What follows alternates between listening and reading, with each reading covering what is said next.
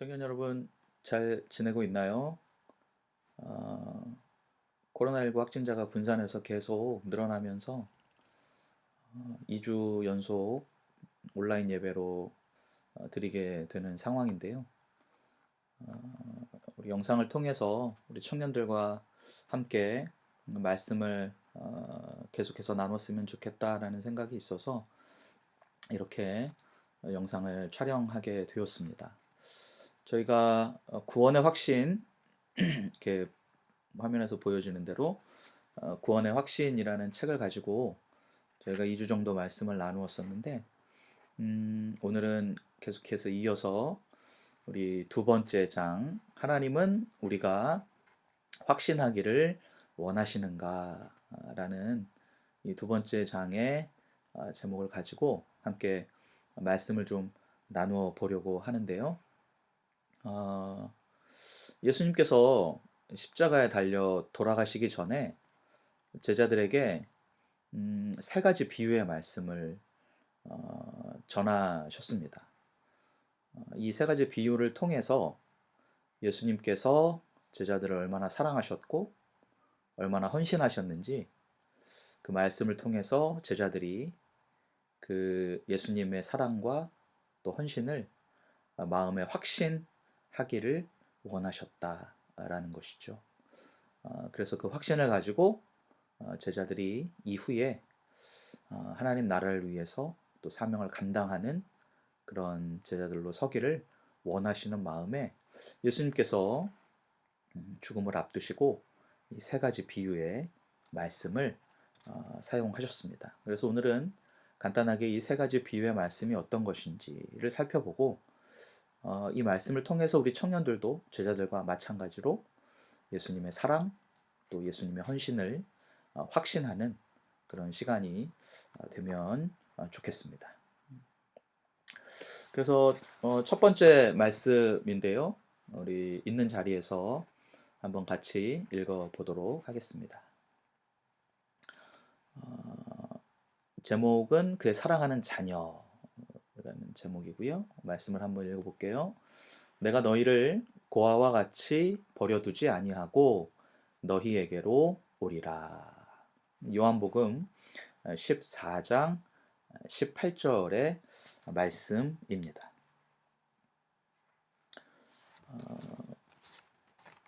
예를 들어서 제가 이제 며칠 아이들과 떨어져서 아내와 함께 단둘이 여행을 떠나는데 출발하면서 아이들에게 우리가 돌아오긴 할 텐데 어쩌면 안 돌아올 수도 있어. 너희들이 있는 동안 집안 청소도 열심히 하고 공부도 열심히 하고 이전보다 뭔가를 더 잘하고 확실히 변화된 모습을 보여주어야 우리는 돌아올 거야. 안 그러면 안 돌아올 수도 있어. 라고 말을 했다면 또 엄마 아빠는 너희들의 진짜 부모가 아니야. 어릴 때 너희를 다리 밑에서 주워왔어. 너희 진짜 부모가 언젠가 너희들 앞에 나타날 수도 있으니 한번 기다려보자. 라든지 이런 말들을 만약 했다면 자녀들로 하여금 그 이야기를 듣고 두려움과 또 혐오와 반항을 불러 일으킬 수 있다는 거죠. 이 그림을 보면 어쩌면 우리가 신앙생활 하면서 저 그림자를 하나님으로 생각하고 저 밑에서 어, 두려워하는 행동을 하고 있는 것이 어쩌면 우리의 모습일 수도 있겠다라는 생각을 해보는 거죠. 정상적인 부모라면 자녀들이 부모의 사랑을 충분히 받고 절대 너희들은 혼자가 아니고 가정 안에서 안정감을 가질 수 있도록 항상 노력을 할 겁니다. 하물며 우리를 대하는 하나님은 그 사랑이 어떠실까라는 것을 한번 생각해 보기를 원합니다. 세상의 모든 부모들의 사랑보다 더 큰, 어쩌면 우주에서 가장 높고 깊은 사랑이 하나님의 사랑이 아닐까라는 생각을 해 보게 되는 거죠. 조금 다른 측면에서 우리가 순종에 대한 부분을 이야기해 본다면, 제가 청년부 예배 때마다 계속 언급하고 있듯이, 우리는 내가 이렇게 하지 않으면 하나님이 나를 싫어하실 거야. 하나님이 나에게 복 주시지 않을 거야. 하나님의 진노가 임할 거야. 라는 전제하에 순종하는 게 아니라, 하나님이 나에게 베풀어 주신 그 풍성한 사랑과 은혜로 인해서 자연스럽게 나오는 순종이어야 한다라는 거죠.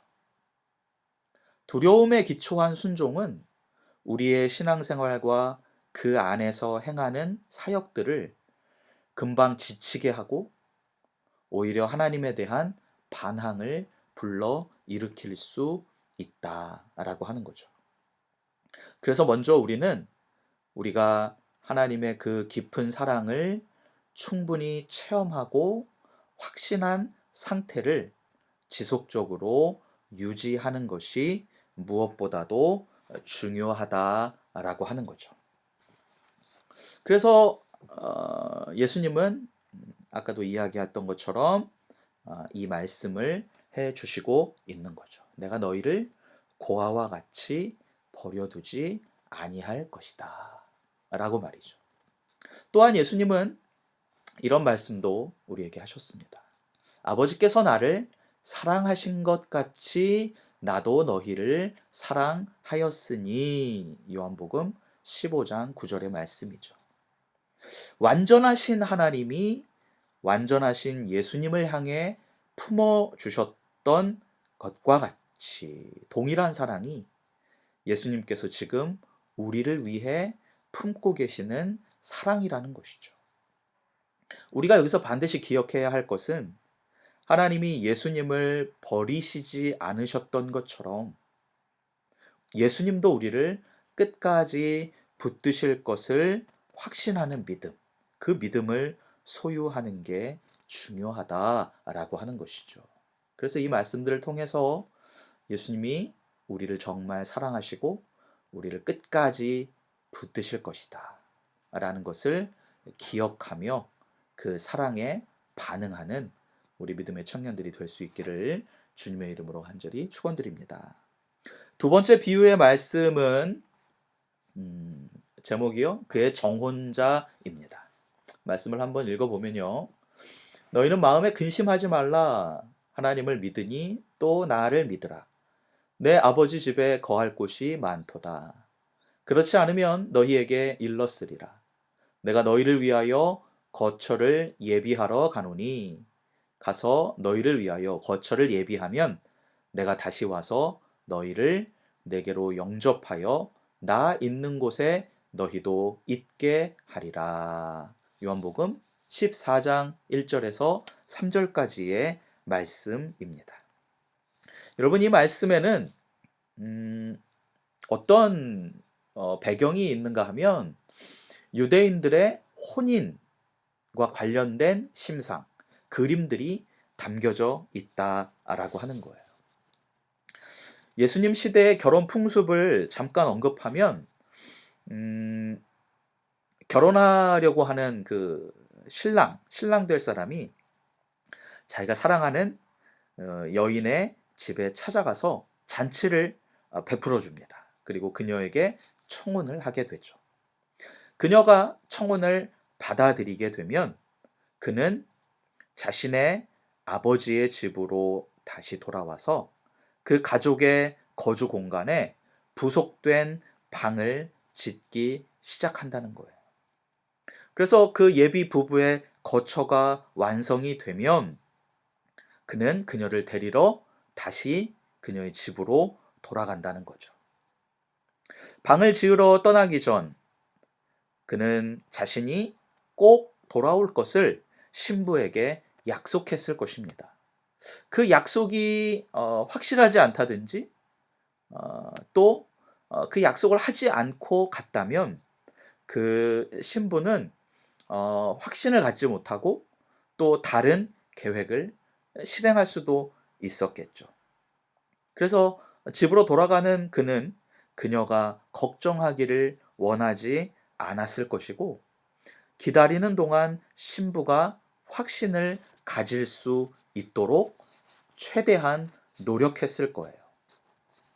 그래서 이와 같은 확신은 그녀의 마음의 평화뿐 아니라 그녀에게 기다릴 수 있는 힘을 주었다라고 하는 것이죠.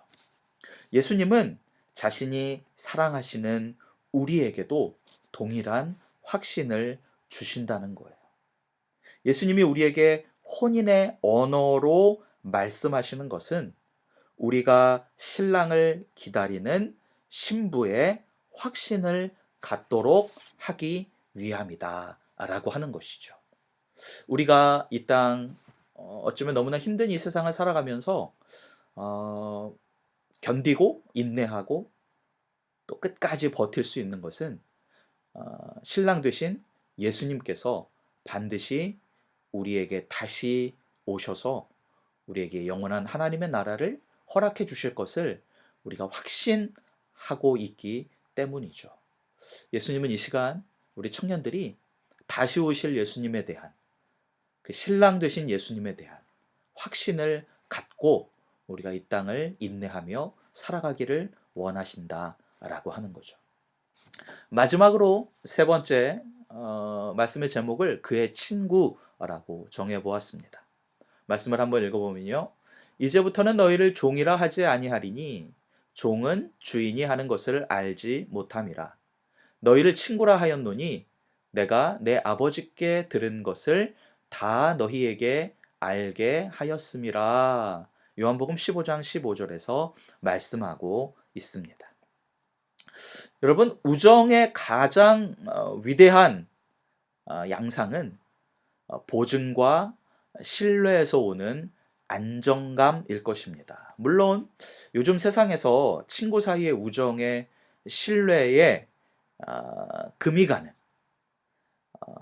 신뢰가 바탕이기보다는 사사로운 개인의 이익에 의해 좌우되는 그런 친구 관계도 너무나 많이 있지만, 정말 참된 우정의 가장 큰 메리트는 신뢰에 따른 안정감일 것입니다. 그래서 이 말씀을 통해서 예수님은 우리와 예수님과의 그 관계, 어쩌면 우정의 관계라고 할 수 있는 그 관계 속에서 우리가 더 안정감을 얻고 예수님을 신뢰하기를 원하신다라고 하는 거예요. 왜냐하면 예수님을 우리의 친구라고 표현해 주셨기 때문이죠. 그래서 이 말씀을 한번 보세요. 사람이 친구를 위하여 자기 목숨을 버리면 이보다 더 큰 사랑이 없나니 라고 예수님이 말씀하셨어요. 예수님과 우리의 우정 관계에서 우리가 예수님과의 우정 관계를 깨버릴 수 있는 가능성이 너무나 큰 것을 예수님은 알고 계셔요. 우리가 어떤 상황에 따라 예수님을 배반하기도 하고 예수님을 떠나기도 하고 예수님에게서 멀어지기도 하죠. 그것을 알고 계시면서도 그 가능성을 충분히 염두에 두고 계심에도 불구하고 예수님은 우리를 선택하셨고 우리의 친구가 되어주셨고 더 나아가서 우리를 위해 자신의 목숨을 버리셨다라고 하는 거죠. 그래서 우리는 예수님의 이 우정에 확신을 가져야 한다라고 하는 거예요. 그래서 우리도 예수님을 배신하거나 예수님을 부인하거나 예수님에게서 멀어지는 게 아니라 나의 친구 되신 예수님, 나에게 신뢰의 마음을 주시는 예수님, 그 예수님과 함께 확신을 갖는 우리 청년들이 되어야 할 것이다 라고 하는 것이죠. 오늘 말씀을 한번 정리해 볼까요? 세 가지의 비유의 말씀을 예수님이 해주셨죠. 우리는 예수 그리스도의, 한번 큰 소리로, 자녀이고 신부이고 친구이다 라고 하는 거죠. 자녀이고 신부이고 친구이다. 그래서 이와 같은 이 세 가지의 관계 속에서 우리는 예수님과의 확신, 예수님을 향한 확신을 가지고 예수 그리스도 안에 거할 때 우리의 안에서, 우리의 삶 속에서 의의 열매가 풍성하게 자라고 맺히게 될 것을 확신합니다. 우리 사랑하는 청년 여러분, 확신을 가지면 좋겠어요. 아, 예수님이 정말 나와 함께 하시나? 예수님이 내 안에 계시나? 예수님이 살아 역사하시나?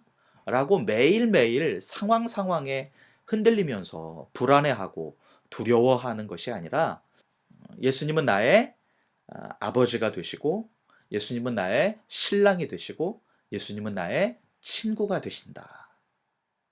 그 관계가 그 어떤 것에서도 나와 예수님의 관계를 끊을 수 없다라는 그 확신을 가지고 매일매일 삶 속에서 하나님 앞에 영광 올려드리면서 의의 열매를 맺는 우리 믿음의 청년들이 다 될 수 있기를 주님의 이름으로 간절히 축원드립니다.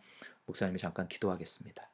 사랑의 예수님, 우리가 영상을 통해서지만 우리 청년들과 함께 귀한 말씀을 나누게 하시니 감사합니다. 우리는 예수님의 자녀이고 우리는 예수님의 신부이고 우리는 예수님의 친구임을 비유의 말씀을 통해서 확신하게 하시고 그 관계 속에서 우리가 흔들림 없는 믿음으로 승리하기를 우리 주님은 지금도 원하고 계신데 우리 청년들이 그 확신과 믿음 안에 거하게 하시고 이 땅 가운데 하나님의 나라와 의의 열매를 풍성히 경험하며 살아갈 수 있도록 주님 축복하시고 인도하여 주시옵소서. 감사를 드리며 예수님의 이름으로 기도하옵나이다. 아멘.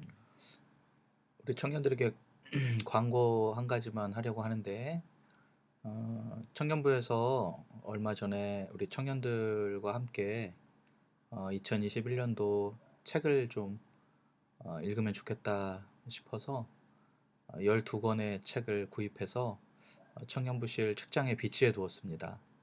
뭐 의도한 건 아니지만 1년에 한 권씩 우리 청년들이 한 달에 한 권씩 1년에 한 권씩이 아니라 한 달에 한 권씩 책을 꼭 읽어서 내년에는 최소한 12권의 책을 읽고 우리 청년들의 어떤 지적인 깊이가 좀 깊어지고 또 책을 통해서 영성도 깊어지는 그런 한 해가 되면 좋겠다 싶어서 책을 구입했으니까 우리 청년들 한 달에 한 권 빌려가서 열심히 읽으면 좋을 것 같아요. 그리고 한 주간 또 건강하게 지내고 다음 주에는 꼭 우리 모여서 예배 드릴 수 있도록 함께 기도하면 좋겠습니다. 또 건강하게 잘 지내고 우리 다음에 만날 날을 함께 기대하면 좋겠습니다. 잘 지내요.